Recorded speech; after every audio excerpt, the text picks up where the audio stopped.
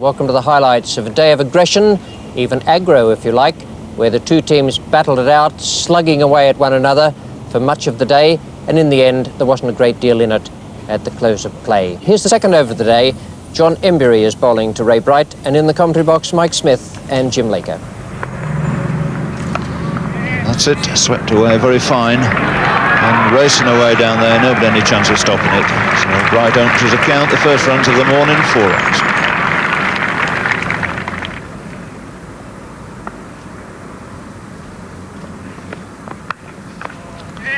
There's no third man that'll race down in front of the pavilion.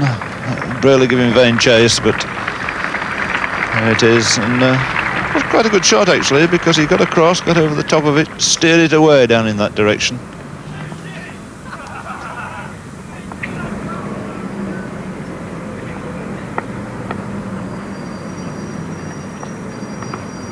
Oh, that's well bowled.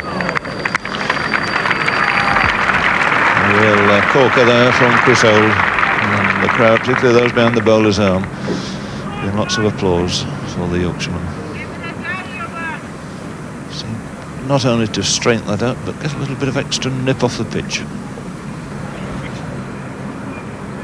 Forecast for the day is generally cloudy, with a possibility of some thundery rain later on.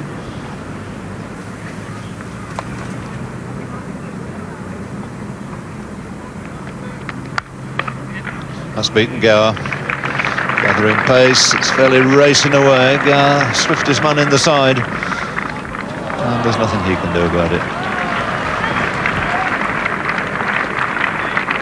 Really, no great power in that shot, he simply stroked it into the offside.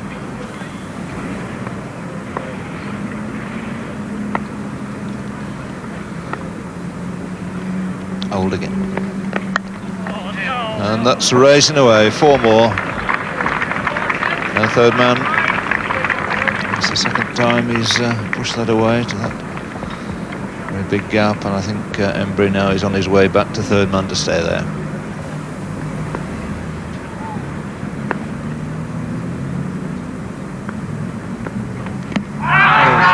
Confident shot for that. Did he hit it? Certainly the wicketkeeper bowler and the slips thought that that was a possibility. And it's certainly very close if he didn't hit it. Round about leg stump.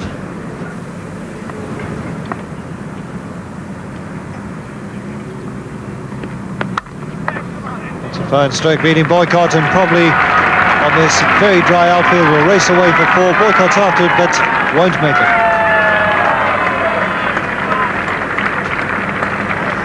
Bringing the 50 up.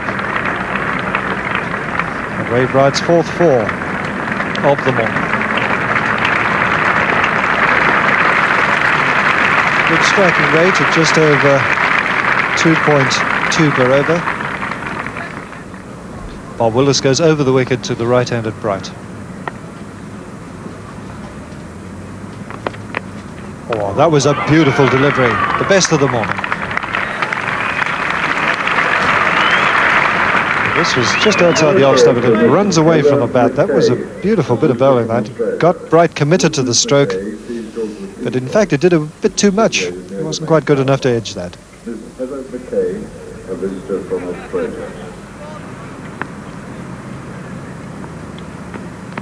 Oh, it was a huge shout, and that's it. LBW. Ian Botham strikes for England, the first wicket of the morning. Ray Bright is out for 27, LBW Botham, and the third Australian wicket is down at 62.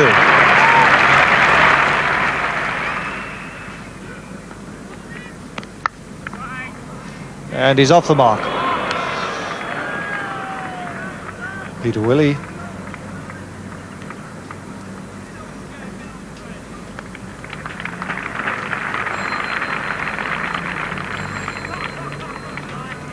Tootie Hughes, and remember the England total 189, Australia 64 for 3.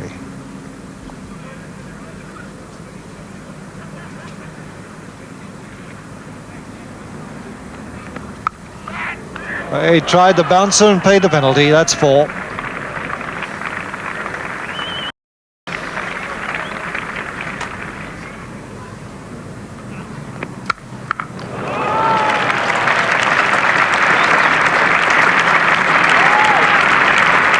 right in the middle of the bat, Graham Wood.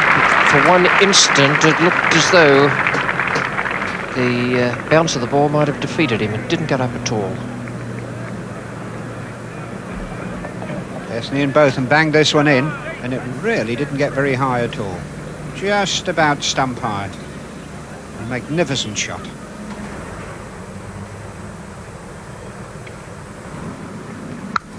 Shot for 4. The outfield's quick, no need to run.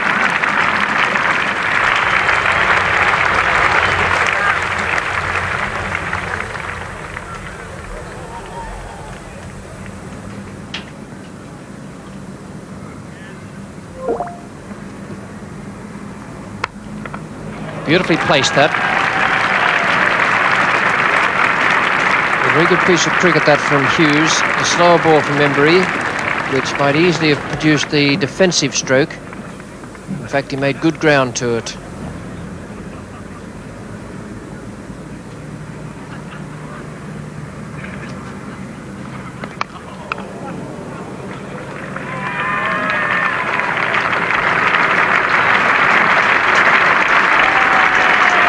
Up for Australia. With a miscue by Hughes. Oh, well bowled. That's a beautiful piece of bowling. The quicker one that swings in the air, the arm ball, and it started round about leg stump. That really was a superb piece of bowling, and it must have been extremely close. Way down at third man is Crishold. 50 partnership applauded there by this good crowd present at Edgbaston. Then Crishold is there, and that's a good throw.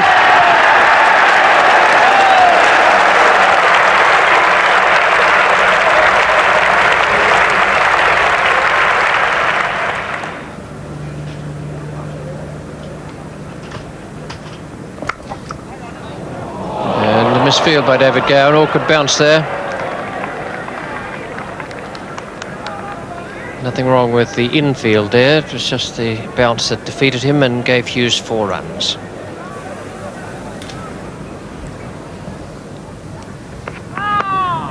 No ball called, so that lets Yallop off the mark.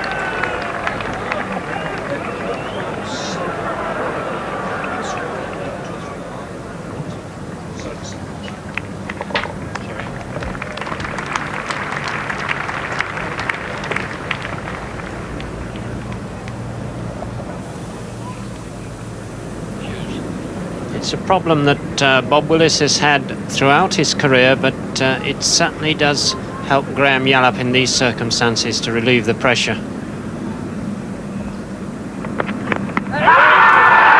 close, but he's probably just outside off stump, and he was playing a stroke.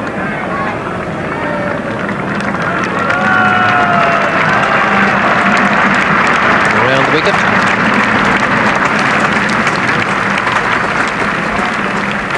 Was it high, or was it doing a little bit too much? I don't think those slow handcuffs will do very much good. No ball called again, so it's 1 more for the total.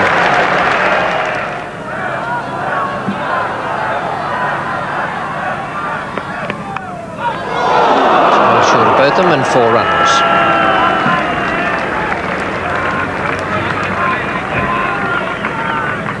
Now, that was also very short. Now, Harold Bird is having a word, just suggesting, got to take it by the actions here, cool it, I think is probably the operative phrase. Hughes got the outside edge there, way past Botham at second slip, and a little bit of applause came. I suspect it might have been the Australian captain applauding Willis. 140 for 4, 37 to Kim Hughes now, and Yallop has strike to Embury. Yallop's on 3.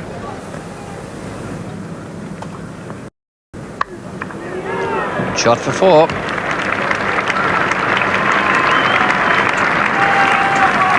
Not one that will have pleased John Embry's captain very much. As good as to Yallop.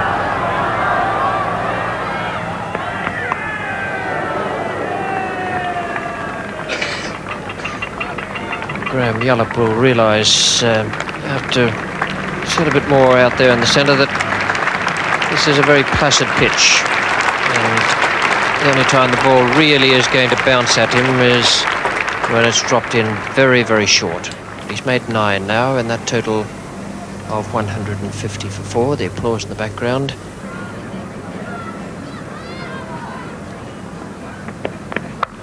Shot. That's a fine stroke.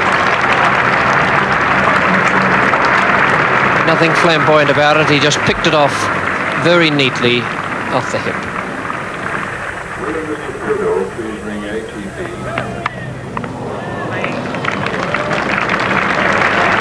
The penalty of attacking showing there with 4 runs coming to Graham Yallop. Not the most convincing stroke of the day, but with everybody up for the catch, that was 4. They're certainly on the point of conceding a lead to Australia, and it'll be up to the England bowlers to try and keep that lead down to as little as possible. Oh, there's a big shout for that, and that's out. He's given it out, Don Oz there, after a long deliberation. Took a long time to make up his mind, and why shouldn't he? Because it's an important decision to make. Chris Holt strikes with his 3rd wicket, and Australia's Kim Hughes is out for 47. LBW to Old with a total on 166.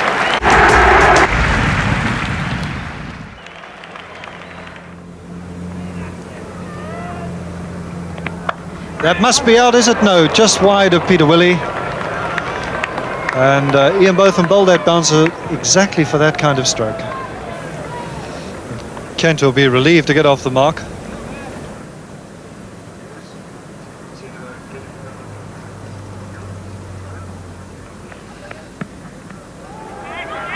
Oh, and they're going for one now. If that hits the wickets, that's out.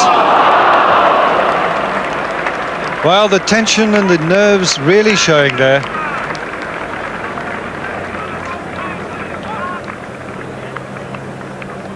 And that really was an extraordinary run. They both hesitated in the middle. Neither was sure where they were going to go. Look at the ball just missing the stumps, and Yallop is 5 yards down the pitch.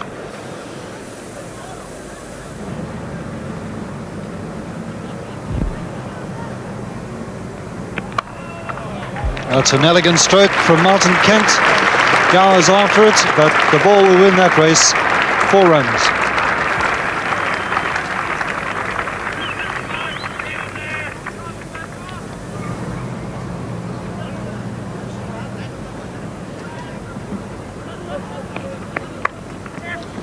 Steered wide of Gower, comfortably this time, and just walked the single. Big Bob Willis going on from the 3rd man, so the applause for the first innings lead here for Australia.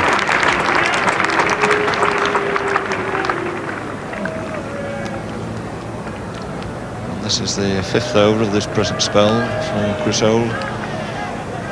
Seems normally in these matches to bowl in about 5 or 6 over spells. This is in fact his 4th spell of the innings, on now to his 21st over.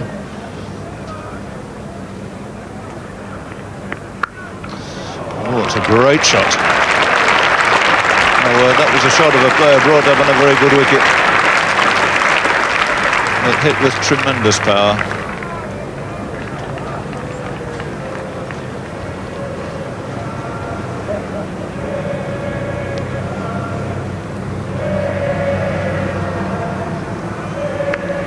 Well, that's 4 runs, cracked away off the back foot, racing down to that 3rd man boundary.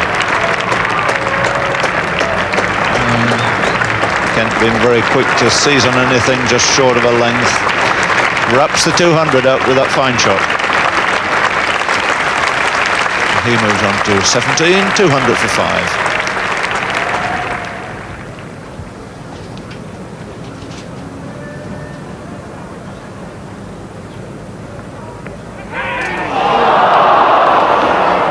That was in there a long time. Must have been a fairly thick edge off to the pad. I think again Yallop was having a change of heart. And I think Mike got in there beaten by the flight as much as anything else. And I think, very interesting here, I think he starts to sweep. And I think that's what puts Mike Gatting off, actually. As soon as he started to sweep, Mike got on his back foot, not quite knowing where the ball was going to go.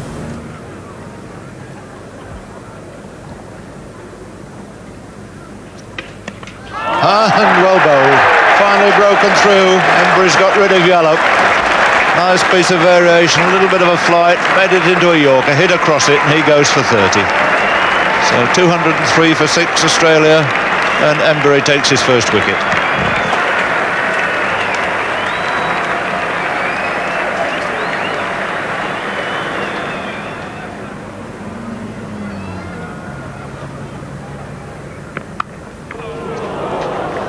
Solidly away. It's just as well there's no gully in there. He found a big gap, but in the air. And Rodney Marsh off the mark.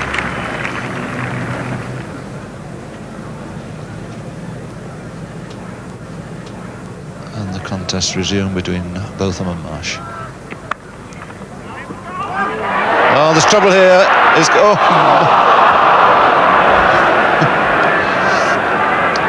Well, there's always one golden rule: get yourself between the ball and the wicket and you've got a chance.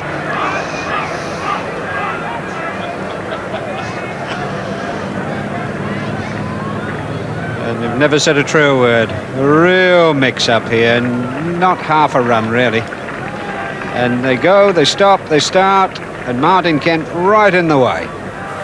And he certainly would have been out then.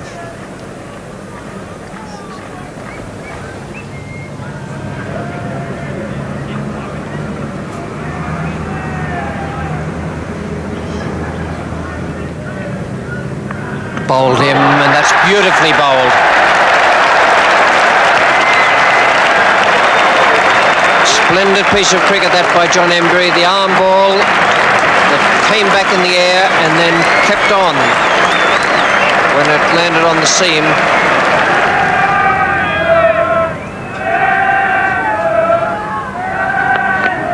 Safe, away over the steps there, quite deliberate.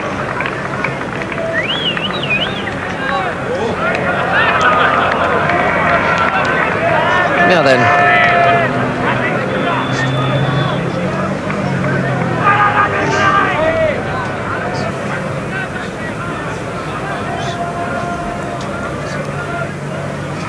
And this is how it happened as the throw came in. Lilly had turned for 2 and was coming back. And he just had this meeting there with Willis, who was standing on the edge of the pitch.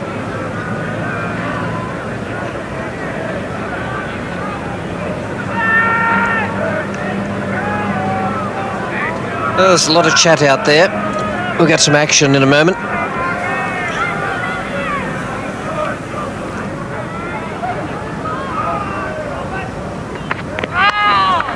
No ball, call again. Just about every time Bob Willis has dug one in out there, he's bowled a no ball. Just that little bit of extra effort.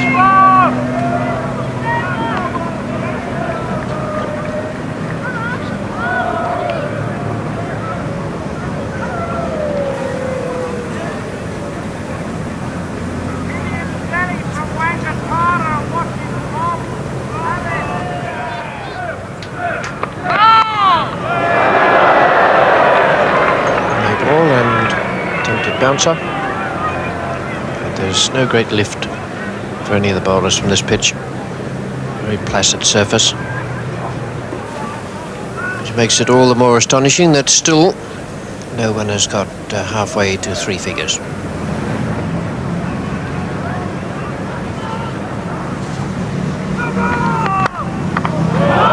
That shout was from the crowd, I think, not from umpire Bird.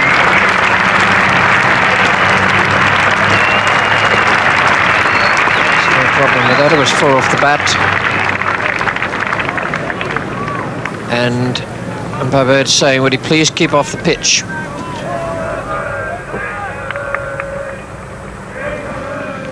That's a wayward delivery, and it's brought a wicket. Half volley out.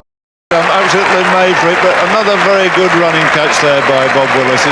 Really has a very, very safe pair of hands. And nothing could have fallen better there for Mike Brearley to take a wicket. Poor John Embry there with the very last over before the new ball. A bit more concentration on the batting and a bit less on the chat. And everyone might be better served out there. Gooch has obviously made some remark to Lilly, and so has Taylor.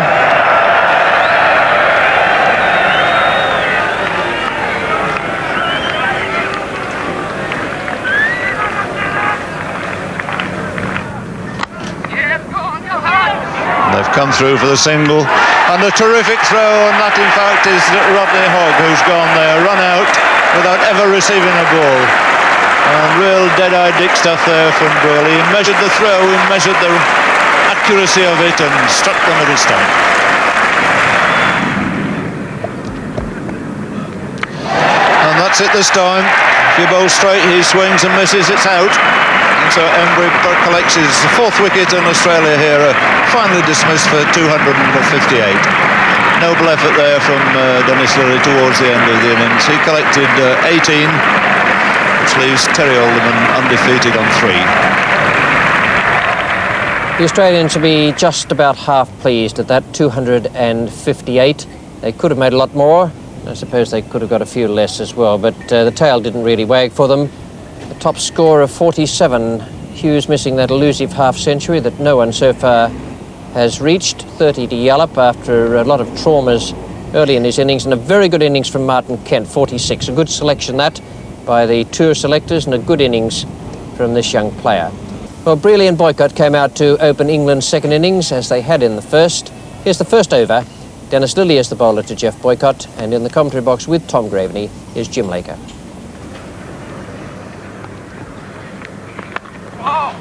Well, just managed to get the bat down there. In fact, it sees him off the mark. And a relief for him and all the thousands of Boycott supporters.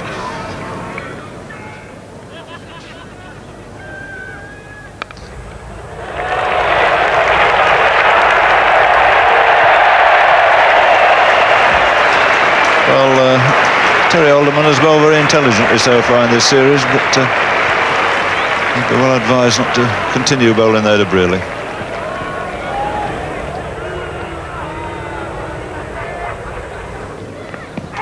Well, that's close. Must be, yes. And he's a bit unlucky, I think, Mike Brearley. A bit unlucky, because that kept very, very low. Brearley's LBW to Lilly for 13.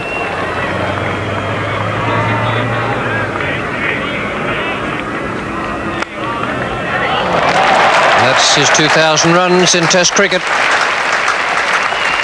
What a good way to bring it up.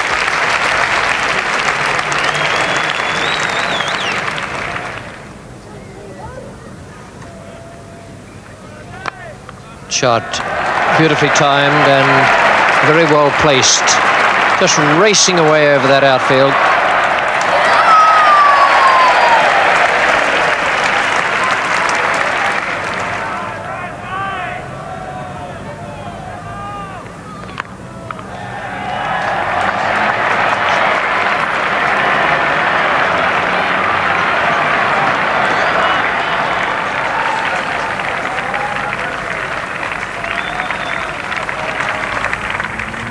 Geoffrey Boycott added a single there to take him on to 9, and the England total to 49 for the loss of Mike Brearley. Just 20 behind. They are at the close of play on the second day.